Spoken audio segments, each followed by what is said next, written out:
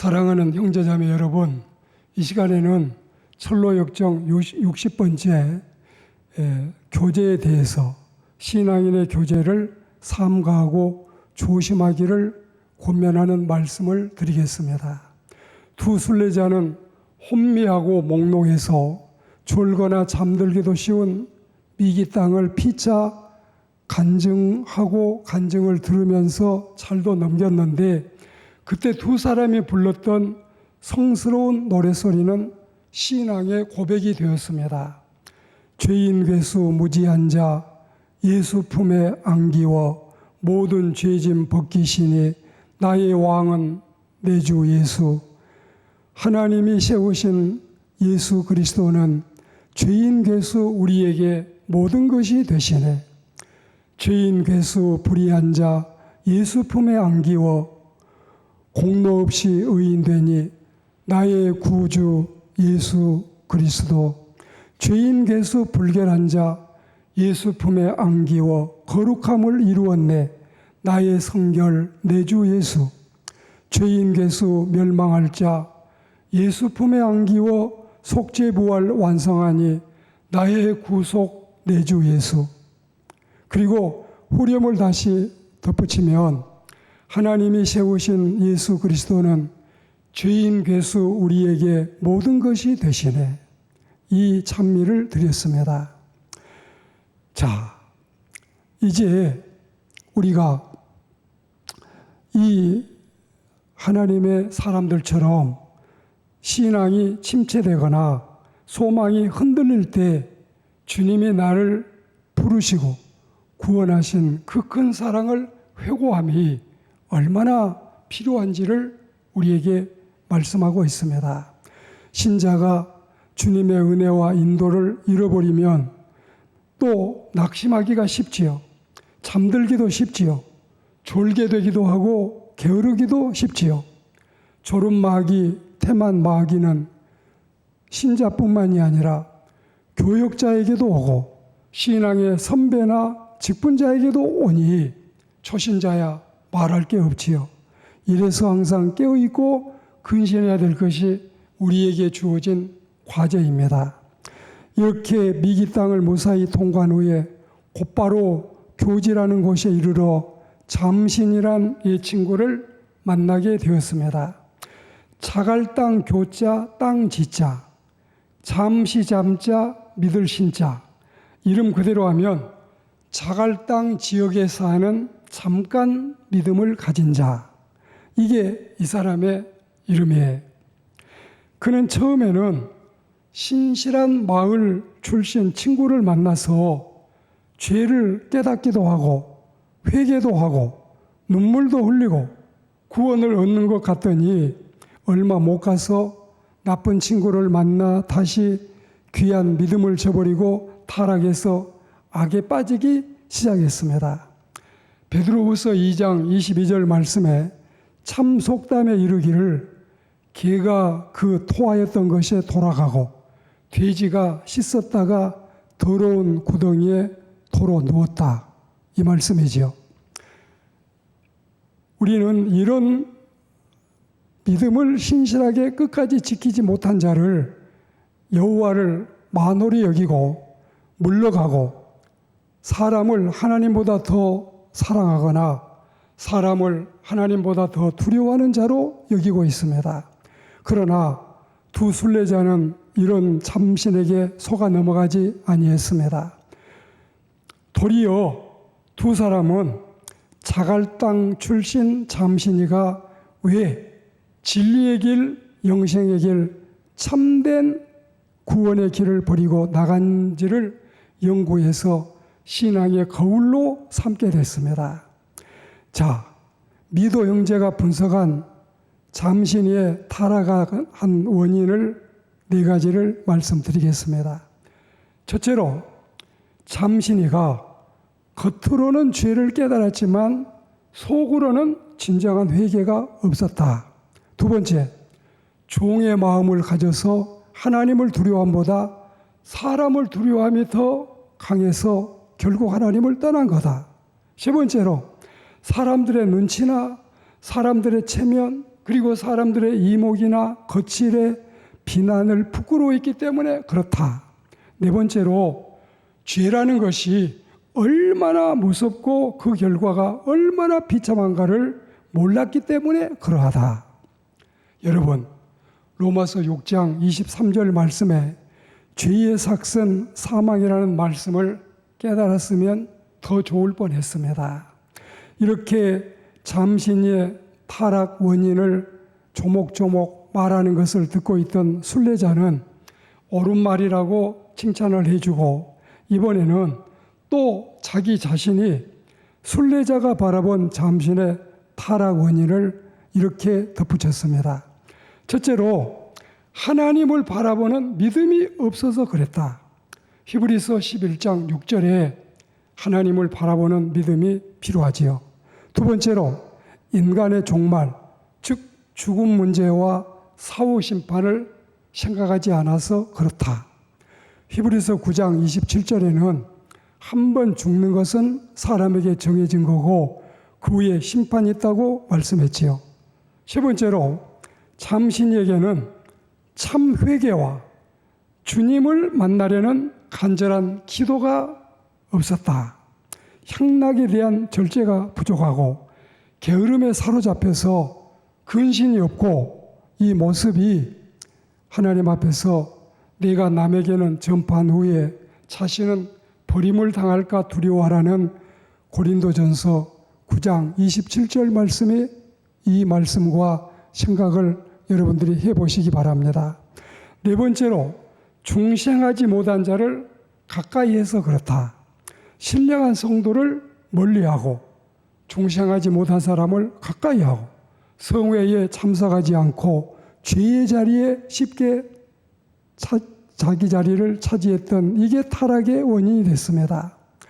히브리서 10장 25절 말씀에 보면 신자들은 모이기를 힘써야 되고 주님의 재림이 가까울수록 더 그래야 되는데 그게 이 잠신에게 부족한 거지요. 다섯 번째로 신자들의 결점과 신자들의 단점을 비평하기를 좋아했기 때문이다. 마태복음 7장 1절에 우리 예수님께서 비판받지 않으려거든 너희도 남을 비판하지 말라고 또 남을 판단하지 말라고 말씀했습니다.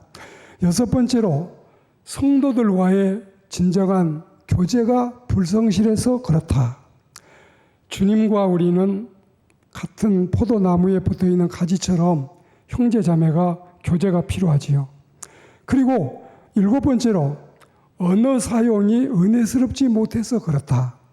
야고보 3장 11절에 보시면 한 입에서 단물과 쓴물을 내서는 안 되고 찬송과 저주가 함께 나와서는 안 된다는 말씀이 또 야고보 3장 10절에 있지요. 여덟 번째로 작은 죄라고 경히 여기는 소홀함이 있었다. 아가서 2장 15절 말씀에 보시면 작은 여우라도 포도원을 허는 여우를 잡아야 된다 했습니다. 아홉 번째로 마음이 점점 완악하고 강팍하여졌기 때문에 그렇습니다. 히브리서 3장 15절에 보시면 타락자는 점차 마음이 완악해지고 강팍해지고 굳은 돌덩이 마음이 되고 폐역해진다 했습니다. 이처럼 미도에 이어서 순례자까지 잠신이가 타락자가 된 원인을 분석한 것으로 우리는 현대 교회 생활에서도 신앙생활을 건실하고 바르게 하기 위한 좌우명으로 삼아야 되겠습니다. 그렇습니다. 만일에 자갈땅의 잠신이가 이런 나쁜 태도에 바르지 못한 모습을 다 내버리고 신실한 신앙의 친구들과 또 이렇게 순례자와 미도와 같이 통행했더라면 얼마만큼 감사와 기쁨이 넘쳤겠습니까? 그런데 오늘같이 이런 비참한 처지에 이르게 되고 동시에 불행함이 그를 덮고 있으니 이런 결과는 없었을 터인데 전성가는 성도들이요, 사람 만나기에 있어서 삼가해서 교제하는 우리들이 되어야 되겠습니다. 자, 자갈당의 잠신이는 왜 타락자가 되었나? 처음에 잘 믿었지만, 처음에는 열심히 있다 했지만, 그렇다고 손치더라도 나중에 타락자가 된 것은 좋은 신앙의 동지를 만나지 못한 원인을 다시 한번 짚어드립니다. 호악과 사기여 믿음이 떨어졌습니다. 좋을 호자 악할 악자. 찬송가 342장을 우리가 부르지요.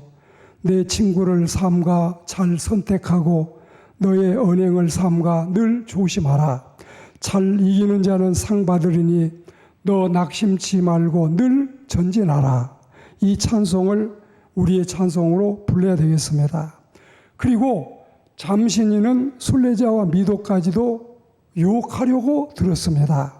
그가 교훈을 받기는커녕 오히려 훈계하고 교훈하는 자를 유혹하니 어처구니가 없는 일이 발생할 뻔했지요. 그리고 죄는 항상 감염되고 파급되고 전염되는 법입니다. 죄를 조심하세요. 삼가하고 조심하세요. 그리고 순례자와 미도 형제의 신실한 결정을 여러분 우리의 귀감으로 삼아야 되겠어요. 타락한 잠신이의 유혹을 거부하는 것은 물론이고 그를 불쌍히 여기지 않습니까? 무엇보다도 죄인의 회개가 아닌 신자의 타락은 이 세상에서 가장 추한 것입니다. 잠신이와 영이 달라서 강한 거부감이 당연히 나타납니다. 여러분이 누가 죄짓자고 할 때에 솔깃하고 그 말이 귀에 달게 들려고 하면은 이게 우리가 영적으로 성숙하지 못함에 나쁜 소리를 들으면 거부할 수 있는, 듣지 않을 수 있는 그런 지혜, 그런 믿음이 필요합니다. 그리고 몇 차례나 친절하게 설득을 해도 안아 모인 막무가내인 잠신이가 악한 마음을 품고 같이 죽자고 위협을 해오는데 도저히 같이 갈 사람이 안 된다 해서 교제를 끊기로 했던 것입니다. 때로는 교제를 끊어야 될 때가 있는 것이 바로 이런 때가 아니겠어요. 그리고 고린도전서 5장 11절 말씀을 보시면 만일 어떤 형제라 일컫는 자가 음행하거나 탐욕을 부리거나 우상 숭배를 하거나 모욕하거나 술 취하거나 속여 빼앗거든 사귀지도 말고 그런 자와 함께 먹지도 말라 했습니다. 그리고 고린도전서 5장 10절에 보시면 이 말은 세상 사람이 아닌 하나님을 믿는 신자들에게 하시는 말씀이에요. 신자 사이에 이런 자가 있다는 사실을 말하는 겁니다.